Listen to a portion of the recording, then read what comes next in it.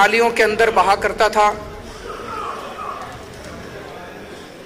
अगर थोड़ा सा अगर शांत हो जाए तो अच्छा रहेगा।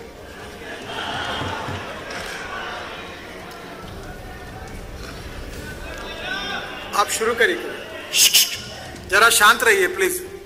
सरकारी कार्यक्रम है, शांत रहिए, सुनिए।